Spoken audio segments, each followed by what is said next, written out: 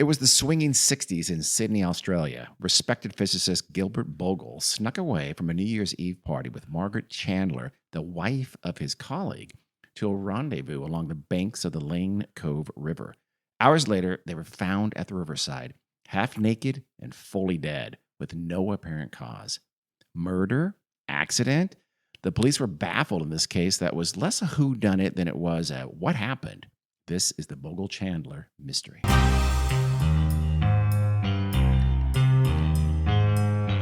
Hi, everybody. Welcome to the Weird World Podcast. My name's Carrie.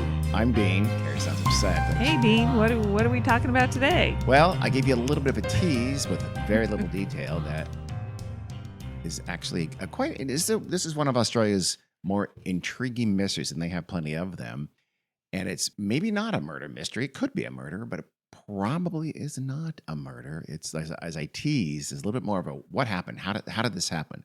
What killed these two swinging 60s Sydney push colleagues? Or no, I guess they weren't colleagues. This physicist and his literally the wife of one of his colleagues at the university where he taught and worked. Well, but let's tell people, because if this sounds a little bit familiar. It is. Okay, yeah. If you're day one listeners to the Weird World Podcast. Yes, more power to you. You're a great person. But this is one that we did this might have been our third or fourth episode. We're redoing some of the early ones because the sound wasn't great. This is one, there was 15 of us trying to do it. We didn't have the best equipment and we didn't know what we were doing. No, not a clue. So we're redoing this one.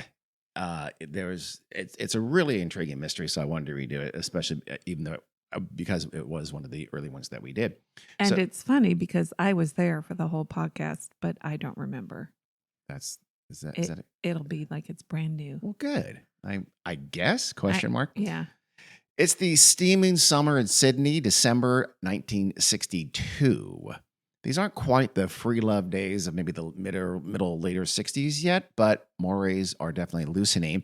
The Sydney push scene had been around for years, even I think a couple of decades. This is kind of like a loose group of intellectuals. They shared a vaguely left-wing outlook. They kind of a live and let live, leftist libertarian kind of a view. A lot of them were intellectuals or, pseudo-intellectuals, that kind of thing. A lot of students, professors, but also some lawyers and things like that. So that's just called the Sydney push scene. And the folks that we're going to talk about were part of the scene back in the early 1960s. Okay. Did push stand for something? Or was it just... I don't remember. It came from a club or something like that. I'm sure there's an origin story for why they were called the Sydney push. Okay. There are also a lot of journalists and musicians as well, but academics. And one of those academics was Gilbert Bogle. He was at Sydney University, a hot spot for this scene. He was a 38-year-old physicist, and he worked for the Commonwealth Scientific and Industrial Research Organization, also known as CSIRO, as you know. Of course. And it was kind of officed on the Sydney University campus. I don't think he technically worked for Sydney University. It's just sort of a, this organization, this government organization that was on the campus of Sydney University. He'd been a Rhodes Scholar. He worked in some pretty top secret stuff, by the way, involving like energy and lasers and things like that. He was married, his wife Vivian, and he had 3 children, maybe 4 children. It depends on the source, as usual. I know. How'd you like to be that maybe 4th child? Well, it really is irritating that sources can't. He either had 3 children or 4 children. Just, if you're a newspaper, things like that, just get it right. Because I'm not going to do originally. I'm not going to go ask somebody how many kids he had. One of Bogle's colleagues at CSIRO was Jeffrey Chandler. They worked in the same building, as a matter of fact. Jeffrey was married to Margaret, who was 28 years old and had already given birth to 2 small children. I think Jeffrey was a couple years older than her. Oh, I hope they were small when she gave birth to them. Yeah, that's true. And she gave birth to 2 giant, 6-foot children, and then they got smaller as they aged. She was the sister of a well-known writer named Toby Morfitt and had been a nurse before she married Jeffrey and started having kids. Wow, she got a lot done in her short time on Earth. Well, she was a nurse, and then she got married and had kids. She's 28. Yeah, she's 28. That's getting a lot done. You got to go to college, nursing school. True that. Find the husband. Have some kids. Get married, have some kids. That's a lot. On December 19th, this is the weekend before Christmas, both the Chandlers and the Bogles went to a barbecue. They apparently hit it off because as the Chandlers were driving home, so Gilbert Chandler and Margaret Chandler are driving home. I'm sorry, Jeffrey Chandler and Gilbert, God damn it, Jeffrey Chandler and Margaret Chandler were driving home after this barbecue where they had met the Bogles.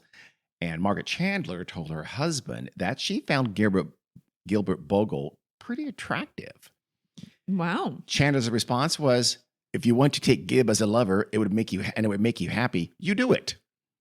Apparently, they had this understanding, That's air quotes. Remember, they were part of that kind of non-moralizing Cindy Push crowd. So a conversation that went something like, I think your coworker is hot. You should fuck him, was not completely unusual in this world, this reality of theirs. Jeffrey Chandler, by the way, we'll have to put a picture of him. He looks like he invented the hipster vibe. He's got the beard. He looks kind of beatniky, like an older beatnik kind of a weird vibe to him. He's I'm sure was absolutely awesome to be around. Two other attendees at the barbecue were Ken and Ruth Nash. The Nashes invited a few of the guests there to their upcoming New Year's Eve soiree that they were going to throw on New Year's Eve in a couple of weeks. Mm-hmm. They love theme parties, apparently. So the theme for the New Year's Eve party was going to be everybody was supposed to bring an original piece of art. Oh. Yeah, that's interesting. I like that. I know, so do I. I want to go to an art party. Yeah, I mean, most people are going to draw some kind of stick figure that are something. I would just draw wings is what I would do. Or I'd do a multimedia wing. I would hire one of my children to... That's... Carrie, that would not be your original piece of art. So it has to be yours? Yeah, I'm sorry, You just said an original piece of art. I should have said your own original piece of art. Oh. You have to do something. Oh, okay. The Chandlers and Bogles both said, we would love to come. They're gonna go to that party. So, night of the party, skip over Christmas, we're now on New Year's Eve. Gilbert Bogle and his wife, Vivian, were among the earliest arrivals at a pretty late night party at the Nashes because they got there about 9 and they're like almost the first people there. Wow. I know. I don't know how well the Nashes knew the Bogles. Again, they met him at that barbecue. I don't know how well they knew them before that, but hopefully they didn't know him that well. And there's that awkward period where the people you don't know that well come too early and you have to that stuttering conversation, but who knows? I don't know if that's true. It'd be cool, though, if the Bogles had only been invited because they're just sitting next to the Chandlers. And Nashes came over to invite the Chandlers, and the Bogles said, we'd love to come too. And then they showed up first. I don't know. Sorry, I have a backstory for this party. Jeffrey and Margaret Chandler arrived around 9:30 or 10 o'clock or so, depending on the source again. Jeffrey, ever the hilarious hipster, and knowing that the party was kind of semi-formal dress, arrived in a Hawaiian shirt and sandals, because that is so Jeffrey. Okay. He's a fun guy. I'm being sarcastic about that. He's probably a douchebag. It'd be weird to have Christmas and New Year's Eve in the summer. That would be very weird. Yeah. I've often thought about that for our Australian friends. I mean, to them it's just normal. Of course. But almost every movie about Christmas, everything's snowing and freezing. Yeah. So that'd be weird. Yeah, it would be. You'd get used to it. Jeffrey didn't stay that long, though. At about 11:30, he said he had to go out and get a pack of cigarettes. Some thought he just thought the party was like a little pretentious, a little stuffy for his taste, But like every stereotypical abandoning father, Jeffrey was not going out to buy smokes. He was ditching the party, basically. And ditching his wife at the party? Yes, he was. Yeah. So because later, like a little bit before midnight, Ruth Nash went to find people. It was almost midnight, and she went looking for Jeffrey, and she could not find him. He had been over half hour. He obviously wasn't going out to get cigarettes, and she realized he had ditched the party, and he had left his wife, Margaret Chandler, behind. Now, as we'll see, again, you remember the conversation, right? Margaret fancied Gil Bogle. I don't know how long Bogle's wife stayed there, Vivian, or if I don't know. Ruth Nash did not find Jeffrey when she went looking for him, but I don't know if she told her husband, I can't find Jeffrey, what's going on? So her husband went looking, Ken, and he found Margaret Chandler in the backyard, and she was talking to someone, and they're standing awfully close. Was that Gil Bogle? Yes, indeed, that was Gil Bogle, and they looked like they were on very friendly terms, is what Ken Nash would later say. Mm-hmm. So, like, I guess, I don't know, like an admonishing librarian, he like flips the outside lights off, like, hey, what are you doing out there? He flips the light, and they both like, oh, and they scurried back inside to the party. I guess this is right before midnight, for the midnight kiss and stuff like that. I don't know who they kissed, but he flips the light off. They come back in. Oh, nothing. We're just chatting. And Bogle was ever the cut up. He does like a little dance. He'd like dance for the crowd, for the admiring crowd, in some little, but I call it the Bogle Boogie. Okay. Because that was so Gil. Are you kidding me? So both these guys just, I don't know. I'm sure it was fun. And his wife is at the party too. His wife is at the party. You in all of the sources, you just don't hear much. It's like she's forgotten now. Oh, nice. Gil Bogle's wife is just I had a hard time finding her first name. What was her first name? Vivian. I honestly, I had to go to my sixth source to find her name. Meanwhile, Jeffrey Chandler, as we know, had not gone to fetch cigarettes. He had gone to get laid. Let's be honest. Yeah, of course. Karen, the Sydney push, the swinging early 60s. They had an arrangement. He drove his 1924 silver Vauxhall. I'm sure he thought that was the coolest car in the world. Maybe it was. It's 1962. It's almost 1963. It was not the coolest car in the world. He went to another New Year's Eve party in the Balmain area. I hope I'm pronouncing that right, which is an area of Sydney. I don't know if it's his own city or just a neighborhood within Sydney or not. You'll hear the phrase sometimes inner suburb, which in America would mean a suburb, not part of the major city, but it's fairly close to the city. Yeah. I don't know if they mean it literally like it's a separate jurisdiction or if it's just sort of a neighborhood within the city of Sydney. I don't know. Okay. Our Australian readers, please tell us, is Balmain a part of Sydney and was it back in 1962, 63 or not? But anyway. They're listeners, by the way. What did I say? Readers. If you're reading this podcast. That's fine, but you're weird. He went to the home of Ken Buckley. He was a senior lecturer in economic history at Sydney University. And again, Chandler knew him well.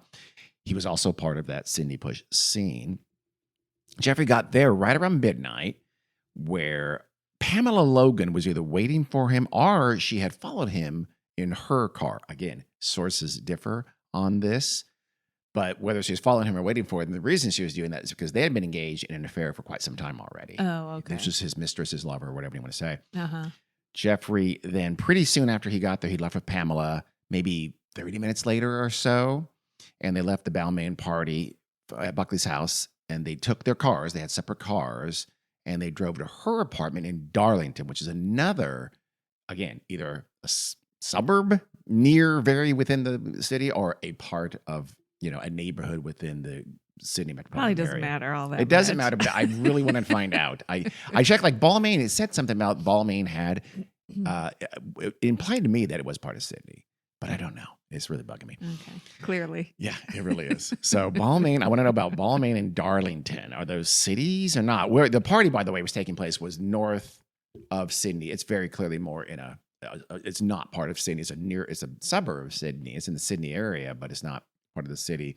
That's where the party was held by the Nashes. Okay. By the time Jeffrey finished his business with Pamela Logan and drove back to the Nash house, it was now about 2:30 in the morning. Wow. Yeah, so he was gone for a while. It's New Year's Eve, Gary. Sure. It's now the new year, actually. And the party by this time is starting to break up a little bit, even though the Nashes were just preparing a, quote, supper for their guests. Oh, geez. Let's re-energize. There's let's some eat. good hosts. Yeah, they are great hosts. At about 12:15, I'd be flipping the lights on and off. This party's over. You have to go home, but you can't stay here. Get out. Go. All the alcohol is gone. Ruth noticed that Jeffrey had returned to the party. So Ruth Nash noticed that Jeffrey was back sometime around 2:30 while they were preparing supper for those who wanted to stay for it. Jeffrey did stay for supper.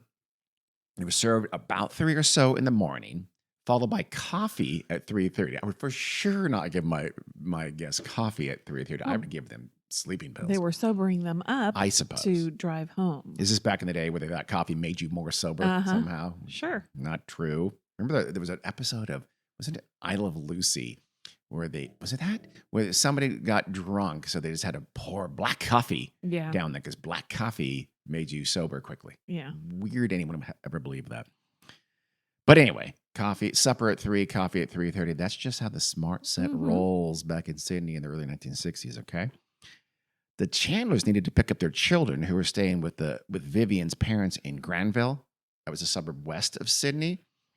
So about 3:45, and for sure no later than 4 Wait, a.m. the Chandlers. Pardon? Isn't that Margaret? Margaret and Jeffrey. Remember, Jeffrey's back now. You said, well, then why are they with Vivian's parents? Oh, did I get that wrong? Oh, yeah, you're right. You're right. I think they were with, gosh, I don't know if it's his parents or her parents, but they're with a grandparent. Fine. I don't know. Yeah. Yeah, you're right. With someone's parents. With their grandparent. Yeah. So about 3:45, no later than 4 o'clock, Ken Nash walked a couple of the guests that were leaving, also different guests, out to their car.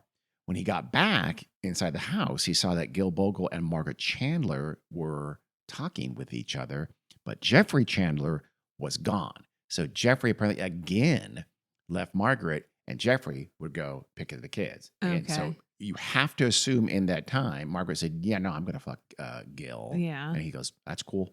Yeah. I'll go get the kids. You have fun. Yeah. You be you. Carrie's like, yeah, that's not a bad idea. Margaret had told Jeffrey not to worry about her, that Gil Bogle would drive her home. They lived in Croydon, which is a kind of a closer in suburb west of Sydney. It's closer to where their kids were.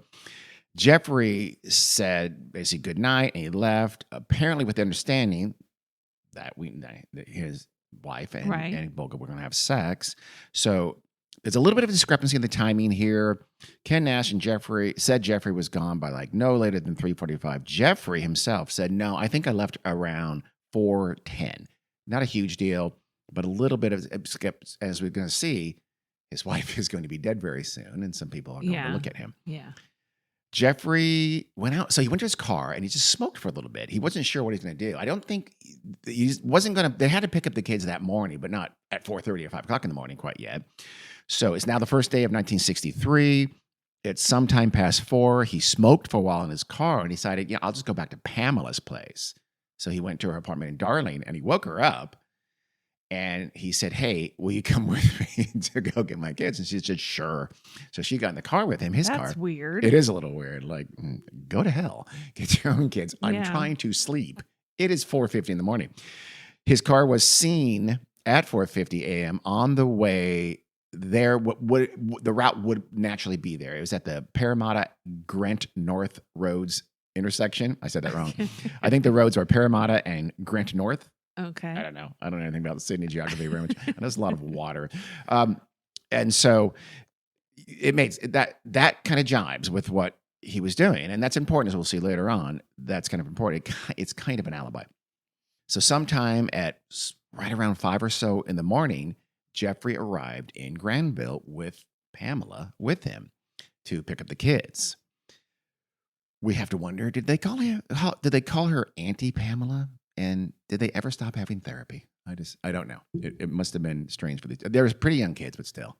That's where, hi, I'm here with my girlfriend to pick up my kids. In-laws. I think they were her parents. I don't think they were his parents. Yeah. I guess, I don't know. That The would be grandparents weird. well, whatever. I know. Probably not so weird for the kids, just because that's, I suppose. Who's daddy whatever. with? That's your life is normal, even if I it's suppose. weird. Yeah. But I would think the grandparents are of a different generation, and Very they much. might have some sort of Yeah. Yeah. Again, this is the early judgments. 60s. Yeah. So, Yeah. Back at the Nashes. Now we're back about 4:15. So Jeffrey's gone. Gil Bogle retrieved his piece of original art from Ken. He said, I want my picture back. I don't know. He just drew a picture or something like that. So he got back from Ken and then he left, apparently alone. So he left on his own. Again, so I'm not sure what vehicle Margaret had. I don't know if Margaret and Jeffrey drove separately to the party or what. Okay. But, but she said Gil was going to take her home. Yeah, I know. But so maybe he's out there waiting for her, but he left and she didn't leave right at the same time he left, though. They left separately. At around 4:20, another guest left, and Ruth and Ken Nash again walked that guest to their car, right? And they're walking out to the car, and they see Margaret at the foot of the steps, apparently walking back toward the house toward them. Okay. She, like, this little awkward silence for a second, and Margaret looked at them, and then she turned around and walked away. So I don't know, was she having second thoughts on this, on going with Gil Right. in his car? I don't know. It seems a little weird. I could see if they had set it up. I'll go out first, and Yeah. then you come out. It Leave doesn't. in 5 minutes It or doesn't whatever. seem like they're trying to hide it from anybody. Okay. Does it? I mean, maybe they were. They I mean, did. just because her spouse knows doesn't mean That's true. Yeah, you're right. And when they flipped the light on, they did come Yeah, scurrying inside yeah. and things like that. So maybe they were. Maybe it was awkward. Maybe she forgot something. She goes, I'm not going to ask for it. I forgot my diaphragm in here. I don't know. Sure. I don't know how those work. I've always been baffled by diaphragms. Yeah, and women just That's my theory. leave Yes. them all over the place. I think they do. As far as I know, they do. They forget them. They have them in a purse. I'm not sure how that works.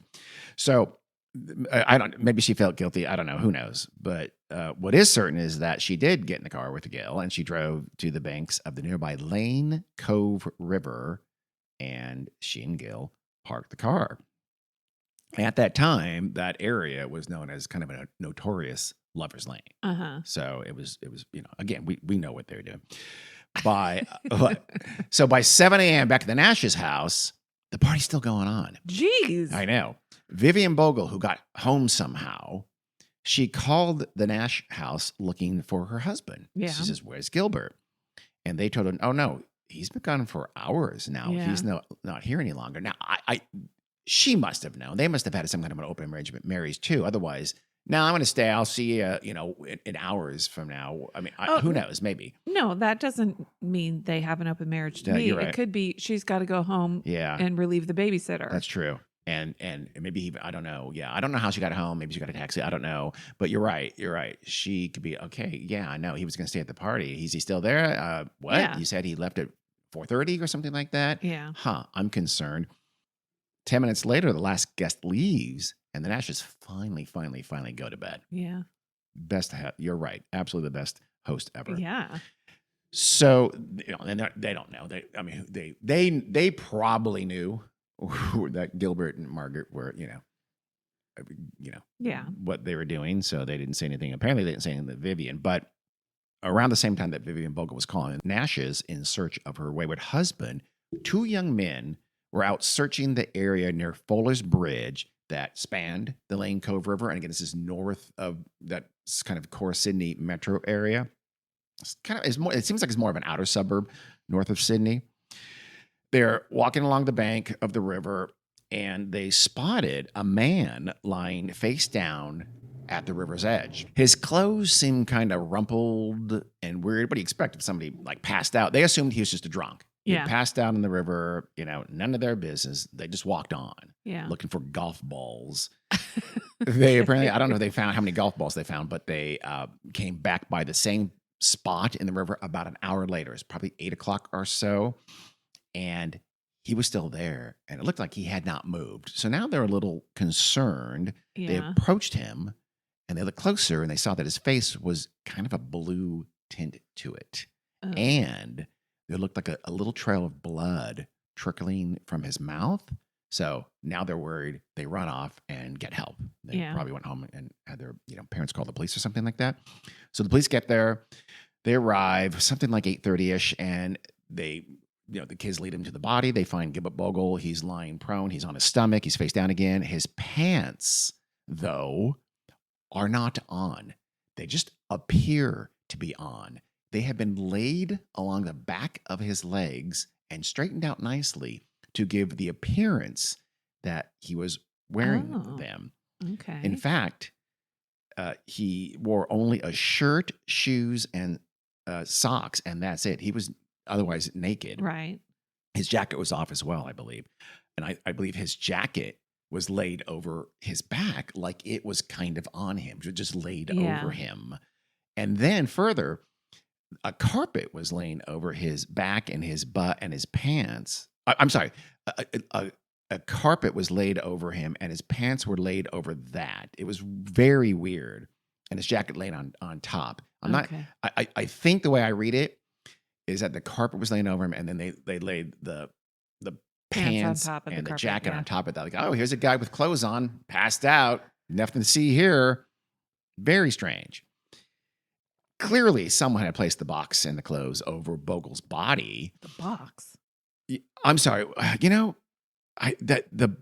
The carpet may have been a box, Okay. like flattened boxes. kind of a thing. Okay. You'll see in a second there was a carpet involved, but I think over the bodies are like flattened, like torn up, like beer case boxes. Okay. Are kind of over them, and then his clothes over the boxes, I believe. I said So it carpet. doesn't sound like somebody was trying to hide the body. No, but it sounds like someone. Well, we'll see. Trying to make it look like it was just, Maybe that is it so might weird. be. It might be Okay. even weirder than that. That is weird, but it might be something even weirder. But clearly, someone had laid box and clothes over Bogle because he was dead and he was face down. He Right. couldn't have done that himself. And again, did it almost make it seem like he was dressed? Yeah. Weird. The police quickly found Chandler's body. She was nearby. She was in a little depression along the riverbank, partially obscured. It had black mangrove trees around it, so they didn't. That's why the boys didn't see her, and they didn't see her right away. It's only about, I don't know, 15 meters or so, 50 feet or so away from Bogle's body. So he was not that far from her. Okay. Chandler was also mostly undressed. Her dress top had been pulled down. Her bra had been unhooked. She was lying on her back, though, and she was lying on either some flattened cardboard boxes or a rug. Again, I have some of these. I don't know. Some of these details are a little bit weird. Okay. Well, it makes sense that he would pull whatever out from Yeah. the trunk of his car to Yes. lay down on the ground. Exactly, and they did have a rug. Yeah. But someone apparently had broken up some flattened cardboard beer boxes, and they had again placed them over the nude from the top up Margaret Yeah. Chandler, again to obscure her nudity. Because that in this case, it didn't make her look like she was clothed. Her dress was still on. It was just her Yeah. her top was already down, almost certainly because they were having sex. Yeah. So that's also weird. The police entertained the idea at first, like, she could have done that herself. Did she go and, put boxes over him and clothes over him Sure. and then lie down back in the depression? But they quickly said, And then die? Yeah, and then die. That didn't make any sense. But No. at first they entertained that thought at least, right? The problem was, of course, they were baffled because there's absolutely no trauma to the bodies at all. And so they right away think, was there some kind of poison? Because they found a little bit of vomit and a little bit of excrement nearby. And they also found a few items of clothing as well. So they thought, did something were they overcome by some kind of a poison or something like that? Yeah. It was very strange. And they both died. Yeah. Did something go bad? Had they eaten something and it had gone bad or something like that? Or were they poisoned and it took a while to act or something? They really weren't sure of what was going on. Chandler, it turned out, had died about an hour later than Bogle, according to the coroner. So she took much longer to succumb to this poison or whatever happened than he did. Huh. So did she eat less of something? They weren't sure. They had no idea what was going on. What they could see is that they weren't strangled, they weren't shot, they weren't stabbed, they weren't beaten. They looked completely normal. There's no obvious cause of death whatsoever on the bodies. Okay. So foul play was certainly considered, though. This is the first morning of 1963, and the police went to Jeffrey Chandler's house, who was still asleep, of course. This is probably not long after, I don't know, 9:30. Well, I don't know how late it was, because this is the weird thing. The newspaper already found out about it and had actually printed a story already. So and they said the morning of. Did they name them? Yes, they did. Oh my gosh. I know. So the police woke up Jeffrey Chandler, and showed him the newspaper that talked about his wife being found dead with her apparent lover. That's pretty horrible. Pretty awful. Yeah, it is awful. And, they told him, yeah, your wife's dead. And essentially informing him by sticking a paper in his face that had the story of his wife being found dead. I don't know. My guess is they did that to capture some kind of a reaction. Yeah. Like, oh. But if that was what they did, then he didn't do anything that implicated him at all. Because according to Peter Butt, who was a documentarian who made a documentary about this, I think on Australian television, and that was released in 2006, he said that Chandler was in such shock that he just froze. Police tried to heavy him into admitting it, but he couldn't admit to anything because he didn't do it. And so he swore his innocence. He had nothing to do with it. But the police, at least initially, were suspicious, and they tried to come on, confess. You murdered your wife. Yeah. You found them. You were jealous. We don't know how you did it, but... No. Tell it now. Next, tell us how. Yeah. Jeffrey Chandler said, no, I've got an alibi. I spent the night at my mistress's house or apartment, Pam, which is miles away, and my in-laws can verify that I picked up the kids in the morning, and they're here now. So it's a pretty decent alibi. Yeah. And he was also, they would later find out he was seen on the way at an intersection on the way to his in-laws' house. So it does seem like he has a pretty solid alibi. There's still some suspicious, but now they're thinking, okay, maybe it must be something else. Let's look at other things. I mean, not airtight, but Peter Butt argues that he had no reason to kill his wife. They had a 9-month-old baby and a 2-year-old. Yeah. Why would he do that? End quote. That's Peter Butt. Yeah, no man in the 60s wants to be strapped with those I know. But chains. Balls obviously, and their chains. thinking is that it's jealousy, and you do things out of passion and jealousy. But he told them, we both take lovers. We have an open marriage. We have an understanding. I'm not jealous because we didn't have a marriage like that. Yeah, yeah. And I'm sure if you're the police, you should be suspicious about that. Of course, you're going to say that after you murdered her. Yeah. The medical examinations were extremely thorough. Both bodies were checked for radiation, arsenic, even fluoride poisoning. I'm not sure how that works. Interesting. And just this huge array of other poisons, common and uncommon: aconite, atropine, strychnine, carbolic acid, cocaine, henbane, phenol. I'm not sure that is by itself. Maybe it's phenylmercury, phosphorus, opium, nicotine, mushrooms, almonds, Dorada seeds, which is something apparently that like the Chinese mobsters at the time used that Dorada seeds, and they're also kind of a hallucinogen. So maybe they're thinking how maybe they're getting high on Dorada seeds, but they're very dangerous because they can kill you. In too high of a dosage. They even looked at the Queensland conefish venom as a possibility. I mean, they tested everything. All of those tests came back negative. Really? Yeah. If the two had died of poison, as seemed kind of likely by this point, they could not figure out what that poison was. They had no clue. And no signs of strangulation or asphyxiation? Not at all. They for sure did not die by that. Oh, wow. Yeah. Police took everything from the Nash house that could have possibly, been used to poison them or something like that. So they go to Nash's house and say, we're taking your stuff. These guys partied there. They drank and ate stuff here. They took the dinnerware, the glasses, the ashtrays, bottles, whether they're empty or full, pest sprays. Yeah. They took all kinds of stuff from Nash's house.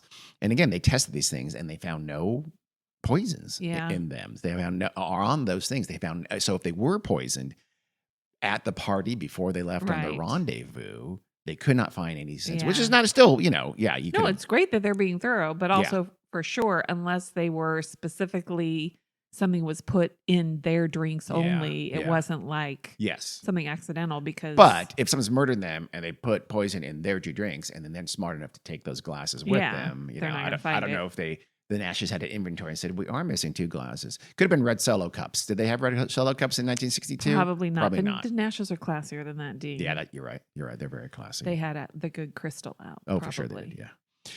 Authorities checked Bogle's car for spiders or snakes or any kind of insects that could have bitten them. Like, maybe they're bitten on the way there and they died a little while later. Yeah. I mean, they're tracking every possible angle they could think of. There are lots of deadly bugs and stuff in Australia. Everything wants to kill you in Australia. But also the doctors would be familiar with those kinds of things and they would know. Yeah, they found nothing.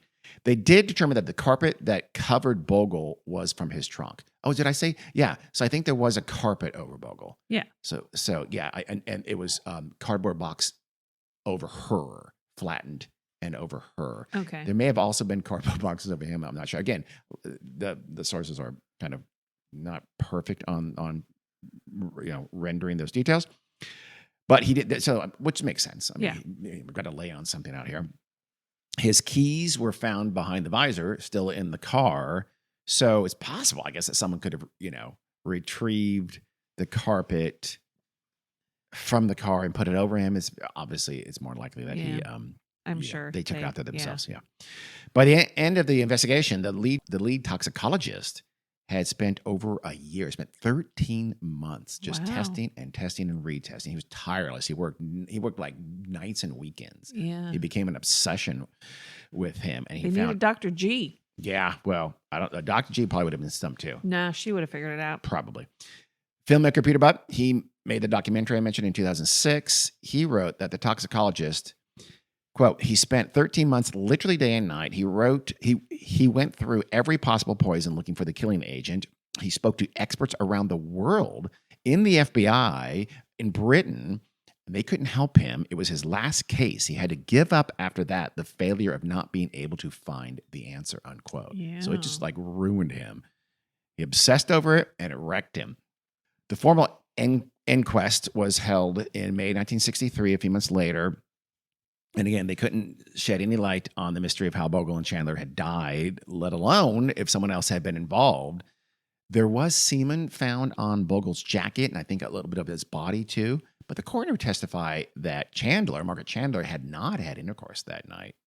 So, interesting. He was a little early, perhaps, or it was some. Yeah, there are other things that can happen. Okay, they were having some fun over there.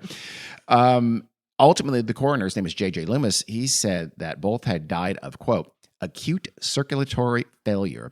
But as to the circumstances under which such circulatory failure was brought about, the evidence does not permit me to say. What does circulatory failure mean? Means their heart stopped. Oh, okay. So they died because they died. Yeah. Essentially, they just stopped breathing and or beating heart. We don't know how. We don't know why. We don't have a clue. Again, the toxicologists would work many, many more months trying new poisons. They never found anything that apparently killed them. They never found any sign of anything. So he just said, they died. I don't know how. Sorry. Weird. So what happened? There's some little questions just to clear up maybe, or just to bring to light. Like, why were Bogle's keys in his car instead of in his pocket? I guess he's just that's super common. Yeah, I guess 1963. Yeah. Yeah. Okay. People back in those days, people probably put their keys in the visor in the car in their driveway. I mean, yeah, I wonder if he didn't know he was going to have sex that night, because the carpet that they brought was that they're going to presumably lie upon was only 68 by 91 centimeters. That's 27 by 36 inches. So it's not very big. No. Party's going to be in the mud. But her, presumably, is going to be in the mud. That's why he also brought out the boxes. Maybe. Yeah. Okay. I got it. All right. Hey, well, you know what? You've answered 2 for 2 here. Yeah. Why did Margaret die an hour later, though? That's intriguing. I don't know. Yeah. I mean, we can't really speculate because we don't know how they died. We don't. Why did they go to a river? I guess, I don't know. You'd think said it was a well-known Lover's Lane kind of area. But you're grown-ups. You've got money. True. Yeah. Go to a cheap motel somewhere. I don't know. I guess that's not that much of a question. And by the way, some people said, though, they were like they went to the riverside where it's kind of icky. There were like nice grassy spots nearby. I don't know. They were horny. Yeah. I don't know. Or why not just go to her house? They knew that Jeffrey was going to get the kids, or go to Pam's. Just, I don't know. Whatever. But the oddest thing, of course, obviously, is who set the scene? Who put the carpet and beer bottles and their clothes, not beer bottles, cardboard boxes and their clothes over them? Probably whoever killed them. I mean, that's not... You think someone killed them then, so you think it was murder? Well, that part certainly leads you to believe it's murder, yeah. Yeah. So they did start... Unless some person just wandering by thought, oh, these people are indecent and they fell asleep, let me cover them. I don't think so. Interesting you say that. Oh, we'll get to that in a second. So, but first, so some people at the time thought it was LSD, that they're part of the hip set. LSD's becoming popular. They took an overdose of LSD and it killed them. And how common is deadly LSD overdose? It's non-existent. It doesn't happen. In 1998, an investigator claimed to have found signs of LSD on the still extant tissue samples that they had. Uh-huh. But That's the problem. So, I did find LSD. Maybe he did, maybe he didn't, probably didn't. LSD doesn't kill you. So it was not LSD. But the case was still really baffling exactly because there was nothing deadly that they knew about that had been found after this incredibly extensive examination. Yeah. So they started you started hearing theories popping up from like one Hong Kong forensic police officer years later would say, hey, I got an idea. Maybe it was yohimbine. That's an aphrodisiac here in Hong Kong, in China. Maybe they had, access to it early and they took the aphrodisiac and maybe it killed them. I mean, who knows? They didn't test for that agent. They didn't know about it at the time. So it sounds like a wild, out of left field guess. I mean, maybe it was, black mamba venom. Hey, never know. Did they test for that? I didn't think so. And still there was ideas of foul play. Yeah, they think they cleared Jeffrey Chandler, but what about Vivian? Did they ever go talk to her? I think she did pick up the kids and was with them. So what? Kids are sleeping through the night. That's true. People leave their kids. She would have no idea where they went. I don't think she had a way to get there either. I don't know how she got home, but I don't think, not everybody it wasn't a lot of 2-car peeps there quite yet in the early 60s. I don't know. They really never, you never see her mentioned as a suspect. But some people did say, hey, maybe it was some kind of Cold War thing. Apparently Bogle was working on some pretty top secret stuff. Like I said, I think lasers and energy, including nuclear energy. Wow. The FBI investigated the case because he was working on some secret stuff, but they never turned over his file, apparently. Some people also speculated that the CIA maybe had been involved because Bogle was working possibly even for them. He was scheduled. You mean the U.S. FBI? The U.S. CIA and the FBI, yes. He was scheduled to go start work in America at Bell Labs in just a few months. Oh. And they did some very, very, some top secret stuff so people are thinking, was the CIA involved? That he, who knows? Is there some kind of CIA angle, some kind of top secret angle going on here? Jeffrey Chandler, for what it's worth, he did suspect the CIA. He said that, Bogle was working on some very, very secret stuff and that maybe it was payback because Bogle had argued against Australia sending some nuclear technology to the U.S. I guess they were working on some things and he said, no, I don't want this to go to the U.S. Yeah. And so Jeffrey Chandler said maybe the CIA killed him for that reason. He didn't want the technology to go to the U.S., but he was going to the U.S.? Exactly. It's very strange. Jeffrey Chandler was just, he had no idea. Yeah. But again, the FBI did investigate that angle as well. They investigated the CIA angle. And in 1980, they didn't find anything. Then journalists. But wait. Yeah. Why would the FBI be involved at all? Because they would investigate that stuff. The CIA can't investigate those kinds of things. In another country? How could the FBI? Because of the if there was CIA or Americans involved in that, the FBI would investigate. Oh yeah, the big FBI does investigations overseas all the time. Oh, yeah. Okay. Mm-hmm. Yeah, sure. That's weird.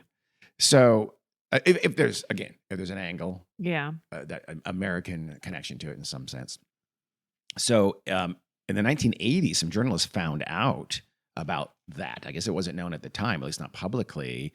And they said the Australian authorities did get the FBI file, but they did not release it. The FBI, for their part, would not release the file at all. They called it national security grounds. And that could be legitimate because, again, in that file, in that investigation, they might be talking about Jeffrey Chandler's work. Gil Bogle's work, and that work was secret. So I don't know. Let's call that unproven at best. I mean, it does seem like more or less based on speculation. And it's a familiar target. The CIA, the spies did it, things like that. So I don't think there's much to that. Okay, here's my question. Yes. If at the time the FBI does this investigation and they determine, the CIA did it, they're not going to say that. Of course not. Obviously and not. They're not going to hand that file over or to the Australian authorities. That'll be a different file, or a doctored file. That page will be taken out. Yeah. Exactly. So our conclusion: the CIA murdered Bogle. Yeah. So I mean. Yeah, no. It doesn't seem likely to me, though. It doesn't seem likely to me either. No. It doesn't seem like it. Whatever he was doing, probably. It was, apparently, it was pretty important work. He was considered like this brilliant physicist. Sure. Okay, good. So. I don't want to belabor it, but. Despite the alibi, some elements in the city police did still suspect that Jeffrey Chandler could have done it. He could have poisoned the pair somehow. They found out about Bogle's casual relationships with other women. So Gil Bogle had casual relationships too. They apparently both did. Yeah. And by the way, he had done some of those relationships at parks. So that was kind of an MO for him. Okay. I know. Didn't want to, spring for a cheap motel, I guess. But nothing ever came of that. Again, they looked into to Chandler, and his family said his life was ruined. He never really recovered fully from this death. Really? Yeah. He was in pretty bad shape. Well, that's too bad. Others, people suspected that, hey, what about the Nashes? They had been hosting the party. They were serving all the food and the drink. Maybe Ken Nash also had a thing for Margaret Chandler. She was an attractive woman. So, and they thought, maybe she's jealous. Like he had his eye on her. And then now she's leaving with Chandler. Or she's hooking up with Chandler. Remember, he saw him in the backyard. With Bogle. With Bogle. Yeah, I do that. So I mean, then same for every man at the party. Yeah, that's true. But I guess Ron Nash did kill himself in 1976, and he did so on New Year's Day. So I was like, oh, is that because he has been pining or he did murder them back on the New Year's Day 13 years ago? That seems unlikely because his wife died on New Year's Day as well, just 2 years before he killed himself. Oh, so that's why he killed himself on New Year's Day. New Year's Day was a bad day for the Nashes. Very bad day for them, yeah. Their partygoers died in 1963, New York, and then his wife died, and then he killed himself. Were they older or I don't know. Around the Probably same around age? the same age. Okay. Wow. If it was whether it was suicide or murder, suicide has the same problem as what agent was used. Why are you going to commit suicide with something so exotic? The medical examiners never find out what it is. That seems weird. And it wasn't suicide. No. That's. But even that, you would say that with, well, I guess you wouldn't say that with murder. Murder, you might be, thinking about using an agent that is undetectable or something like that. But not with suicide, you wouldn't. So, because some people do. That's another theory, by the way, that it was some kind of murder suicide or something like that, or even a double suicide. Which why? Is just, I mean, they weren't. Makes zero sense. No. A reporter later said that a detective had told him that it may have been dog worming medicine. So some people think, was this some kind of horrible prank gone wrong? Like they gave them dog worming medicine? I don't know. Would that make you shit yourself or something like that? I have no idea. I don't either. I was hoping you were a dog worming expert because I didn't look it up. But I also don't think it would be deadly. I don't think so either. Because isn't like ivermectin is it? A horse worming I think it is. medicine? Yeah. I mean, I don't know. That apparently cures COVID, so. I guess some of the symptoms can be similar if you give a lot of it, but wouldn't you? How would you serve somebody a shit ton of dog worming medicine without them noticing it? I don't know what it tastes like. I imagine it's not delish. Well, and wouldn't that be something that could be detectable? I guess I don't know if they looked for dog worming medicine, medication. Anyway, it's silly. Again, a baseless speculation. There just weren't any other suspects though. I mean, Jeffrey Chandler was the only realistic suspect, really, because there could have been this jealousy angle, but. He had a very good alibi. I mean, so it is a huge mystery. It is a mystery.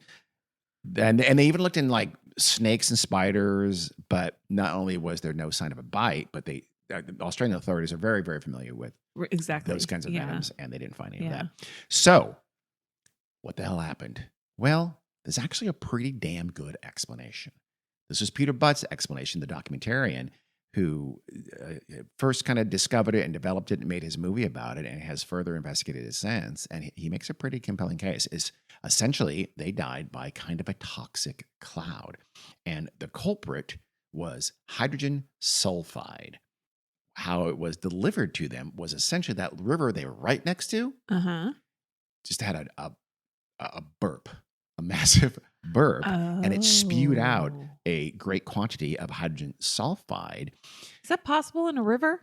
It's absolutely possible. I've heard about it in lakes. For years. Well, okay, you'll see why in a second. Okay. There had been letters for years to the authorities complaining of a, quote, rotten egg smell by the river. There had been these massive fish kills by the river reported.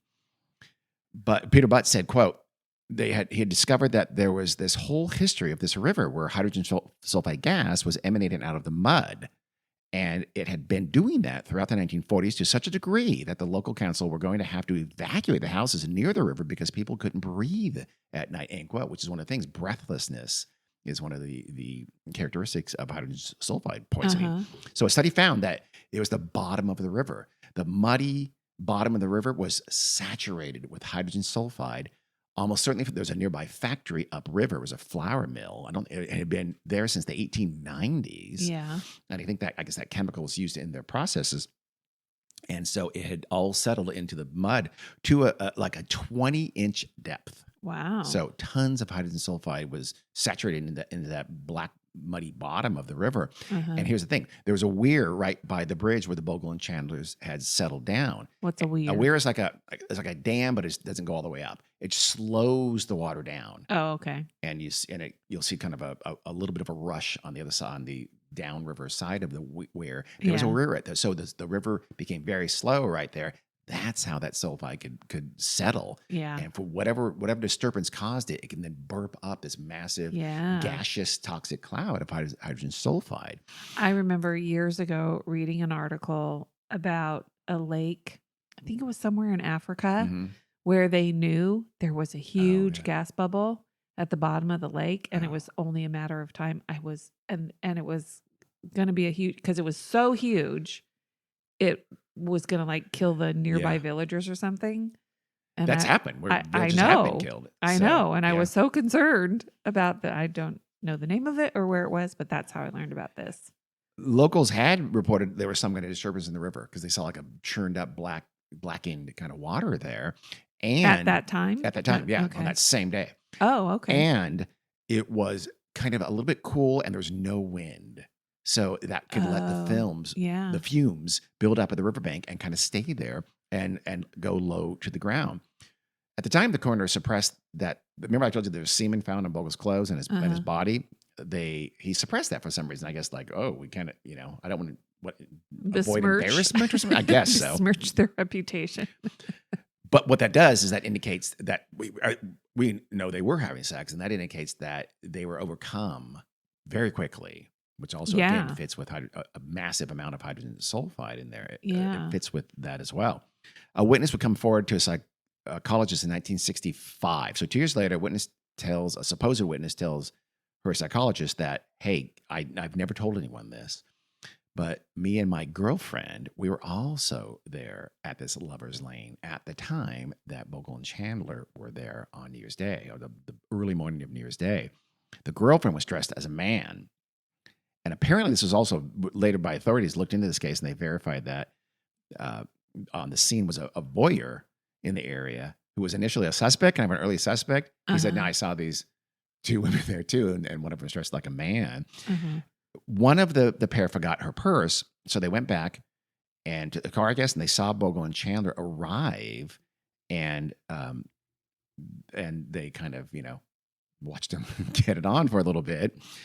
They saw that Bogle stopped very suddenly, whatever activity he was doing, and they said they saw the woman grab her throat and the man move away and kind of roll over. They apparently found their purse that they had missing, and they just left, and the woman did not tell anybody about this until 2 years later, when again she told her psychologist. And in 2012, that psychologist told a writer / documentarian who just released a book on the case. So it didn't come out widely until 2012. That's always, as we know, those are red flags. Yeah. Like, why wouldn't you tell anybody that? 'Cause I guess you have a reason because you're a lesbian. Yeah. Maybe that's not known to your family. You don't want, I totally get that. But then I guess the psychologist doesn't tell anyone until maybe they're dead by 2012. I don't know. So but it's possible. Also, I mean, I guess it's a hint as to what killed them. Yes, it is. So if they're telling the truth, it does sound like they're overcome very suddenly by something in the air. Yeah. And if they're up higher, maybe I don't know if they were on the bridge or just up higher the bank, they may not have been affected by it because they're too high for. Again, the gas would stay very low to the ground near the riverbank. So you're wondering about the coverage, the boxes and the clothes on. Oh, that's right. Well, it turns out there was a local dog trainer, and he was a dude, and he was very well known for being two things: a prude and someone who always walked his dogs along the river at about that time of the morning. Yeah. Or, when they were found that morning. He said, so the police found out about him and they talked to him. He said, no, I used a different path that day. I went nowhere near them. I don't know what you're talking about. I never saw those bodies. But apparently years later, he'd admit to friends that, yeah, I found the bodies. And then I was so disgusted. I mean, they're naked on the riverbank. I covered them up out of just more disgust than modesty. His children would also tell authorities that, yeah, no, that was him. He was like that. He would do something. He hated naked flesh. Well, that's just weird. But he wouldn't tell anybody about the dead bodies he found? Well, he didn't, because he didn't, yeah. He didn't want to get in trouble. He didn't want to get involved. So he didn't want to tell anybody about those bodies, but he did want to cover them up because he was disgusted by them. Wow. So that would explain that. Not everyone is convinced about the hydrogen sulfide theory. There are some, I saw an article recently that very recently, some Australian experts said, it's possible, but I don't know. It's not completely proven. They surmised that Bogle and Chandler would have smelled something and moved on.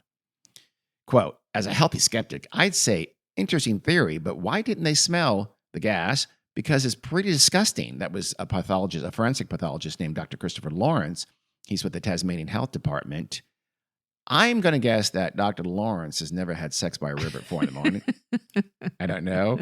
To me, the theory seems incredibly persuasive. I'm going to recap real quick the points in its favor. So you have the local council getting these complaints about rotten egg smell for decades. You have the fish kills, big fish kills multiple times. You have a lot of people, by the way, around the area, when they walk along the river, they complain of nausea and trouble breathing. Those are exactly what happens with hydrogen sulfide. And when you're walking, you're higher. Yep. And so they were lying down on the ground. Yeah. But I have a question. Yes. When they do autopsies, don't they look in the lungs? Don't they literally open up the lungs? Yeah. And would there not be any evidence in the lungs? There was one physical indication. I'll tell you in a second here. The Maritime Service had found that the river bottom was saturated with hydrogen sulfide to this depth of 20 inches. I know I've said these, but these are, you listen to it in a grouping and you realize this is a great. It's a very good theory. Yeah. The same authority had argued that the weir could indeed cause the gases to build up and be released very suddenly, which in that area where is exactly where Bogle and Chandler had set up. Former flour mill, again, was upriver. They were a legitimate source of that waste in the water. Residents had said the river did appear churned on New Year's Day. So that probably happened at 4:30, 5 o'clock in the morning. They said when they woke up, the river looked weird, looked churned, looked darker, which would be because the river bottom mud was churned. The air was cool again. It was the wind was very settled. These are just the exact conditions that would favor that. And they were in this little depression that made it even worse. It would settle down and they would stick in that little hole, that little hollow right by the riverside and not get up above it for the most part. So it would concentrate exactly where they were.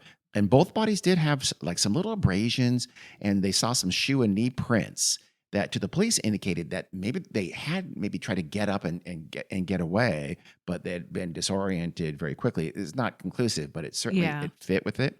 Bogle had gotten away. He got about 15 meters away. She did not get out of the depressions, which to me makes it unusual that he died first. Yeah. That it seems like it would have been the other way around, but they had not even been able to put their clothes on. So clearly they suggested that they were badly stricken pretty quickly. Yeah. Again, it fits the hydrogen sulfide theory. And the fact that they're having sex beforehand, we know that it means it happened and likely pretty suddenly. The medical examiners did note that the blood samples from the two victims did have a little bit of a purplish tint to them. That would be characteristic of hydrogen sulfide poisoning. So that was the one kind of physical thing. I didn't hear anything about lungs, so I don't think you'd necessarily notice the lungs for that. Because even those examiners who said, "Oh, we're skeptical," they didn't say anything about lung tissue, so I don't think that would have been characteristic. So there is still the counter that the smell would have, driven Bogle and Chandler away. That does make oh my! It's supposed to be like just a nasty rotten egg smell times 100. Well, maybe they had already finished their hanky panky and fell asleep.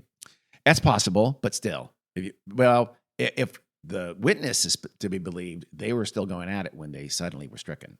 Oh, that's right. I forgot about that part. Is true. Yeah. And it may be. Here's the problem. Here's really the answer to that, though. The stench goes from barely detectable to nasty to oddly sweet when it gets at higher levels pretty quickly.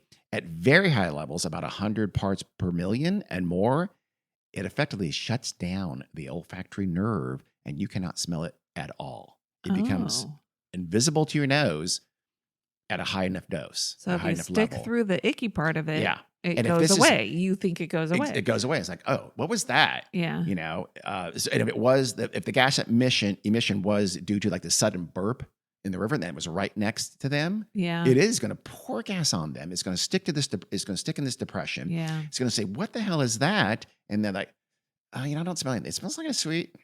You know what? I can't smell anything at all. That could have taken seconds. Or they're so stricken because it's such a high dosage that it starts. They can't get up. Yeah. Impacting them. Yeah. And no one's going to admit that they farted or just, or did you fart? No one's going to do that. That's not going to happen. I don't think. They didn't know each other that well. So, they're stricken. It's the vomit and the excrement fit with this. Yeah. And then they become very breathless. At about 200 parts per million, their hearts would have stopped. Wow. At 1,000 parts per million, which it wasn't, just kind of a by the way there, a single breath of it can kill you. Wow. This is very deadly. So they probably, I don't know, it probably went to 100 or so, and it's going to kill you pretty quickly. It's just, you have that little riverside depression there where they put the rug down and did their business. It's going to screened by trees. It's just kind of the river does this little lethal burp, and it's over. It has this deadly cloud hangs over them. They're low to the ground, and in no time at all, they're stricken, and shortly after that, they die. This is one of the weirdest wrong place, wrong time events ever. Yeah. If this theory is true, I think it is. I'm very convinced by this theory. Yeah, I think it's a good theory. Yeah, I mean, I want to see that documentary. I couldn't find it. It was from ABC, Australian Broadcasting Corporation. I don't know, in 2006, I think. I couldn't find it, but I wouldn't mind seeing it. It seems. And those two forensic pathologists, whatever, in the modern time, they're poo-pooing it. You know why? Because they didn't think of it first. That's my theory. Peter Butt apparently thought of it. He's not a scientist. Yeah. So they're jealous. I have no idea if that's true, but it seems like it might be. So what do you think? I mean, I would go with that theory as the cause of their death. I think it's very sad. Yeah, it is. It is. Because there's no bad guys in this. Nope. Which is probably good. Yeah. It's it is one of those amazing stories that it's just, you're still, I mean, it's not absolutely certain that this is it. It's a very good theory, but we just don't know. But also good for the Australian authorities not having to decide it was a murder and pin it on somebody, and it's got to be Jeff Chandler. Yeah. I mean, they try to go after him and make him, tell them how, which, makes sense. It does. But you got to go with the easiest, most likely thing first, which that's it. Yeah. But that wasn't it. It's not murder for sure. No. And it being some kind of a poison, just, did someone poison them at the party? If so, it took a long time. They never had developed anyone remotely with a motive or anything like that. So you quickly, it doesn't take long at all to say this was not murder. Yeah. It has to be some kind of a poison, has to be some kind of a toxin. And they checked everything. The hydrogen sulfide theory has such good points to it. It seems so characteristic. I think it's the answer. Yeah, I do too. All right. Well, we solved the mystery then. That's good. Well, no, Jeff Butts did. Joe Butts? Peter Butt. Peter Butt. Mm-hmm. Peter Butt. You're just going to throw out every male name until you got to it. Oh, well, look who's talking. What? I mixed up Bogle-Chandler 17 times. And Vivian and Margaret and Viv. Okay. Well, that was the Bogle-Chandler mystery. I'm not calling it murder because I don't think it was, but it is certainly a mystery. Yeah, very sad. Yeah, it is. Especially since Margaret was only 28. 28. Left 3 little kids. And a devastated husband. Yep.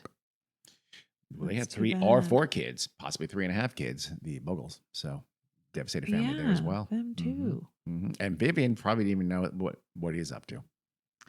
Well, maybe she did. She might have.